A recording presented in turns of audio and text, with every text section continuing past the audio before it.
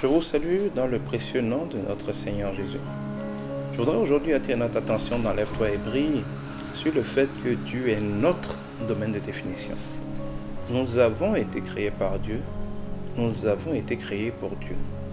Tout a été fait par lui, tout a été fait pour lui et tout a été fait en lui. Nous existons en Dieu et nous avons été créés pour ne porter des fruits qu'en existant, qu'en vivant en Dieu.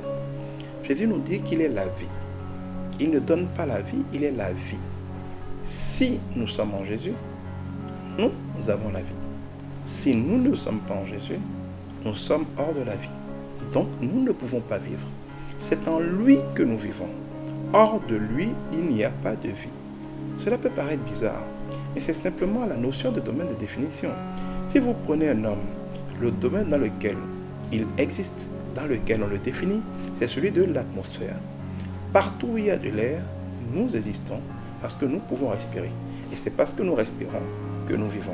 En fait, l'oxygène nous apporte la vie et sort de notre corps d'ailleurs par le mécanisme de la respiration, le gaz carbonique. Tant que nous sommes dans de l'oxygène, nous existons. Et nous pouvons penser, nous pouvons parler, nous pouvons agir, nous pouvons courir, nous pouvons aimer. Toutes ces belles choses que nous faisons ne sont possibles que parce que nous sommes définis, parce que nous existons dans un environnement, dans l'atmosphère où il y a de l'air.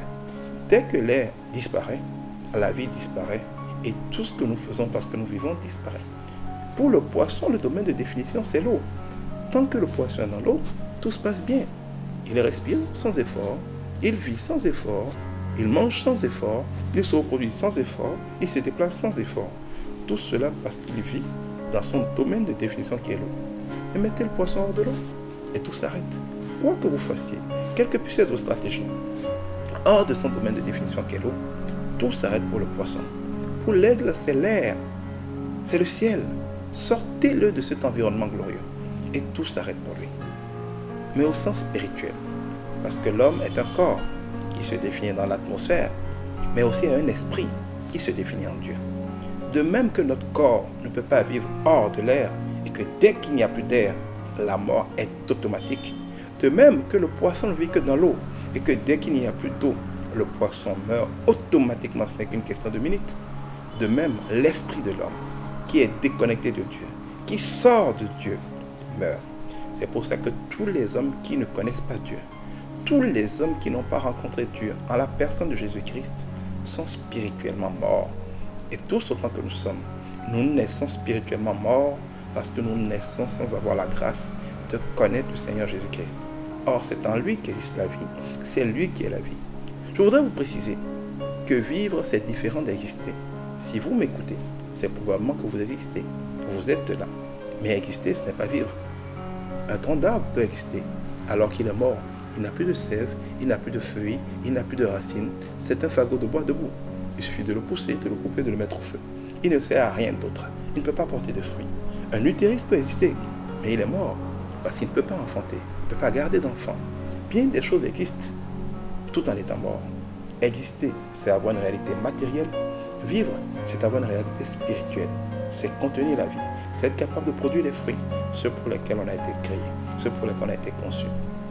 L'homme naturel pourra toujours exister sans Dieu. Son corps pourra exister, abandonné à la création, souffrant, malmené par les accidents. Nous devons obéir à Dieu. Nous devons demeurer en Dieu. Et Dieu, c'est la parole de Dieu. Pour demeurer en Dieu, il faut demeurer dans la parole de Dieu. Il faut, comme Dieu l'a dit à Josué, méditer la parole jour et nuit. Mettre en pratique ce qui est écrit et la parler, la prophétiser, la déclarer. Et vous réussirez dans toutes vos entreprises. Mais n'oubliez jamais, comme le poisson est mort hors de l'eau, comme l'homme naturel est mort sans oxygène, vous êtes mort si vous n'avez pas Dieu. Votre esprit ne peut exister pour conduire votre corps, pour vous faire régner, pour vous faire accomplir la glorieuse destinée pour laquelle vous avez été créé, que si vous êtes en Dieu. Il est notre domaine de définition. Dieu vous bénisse.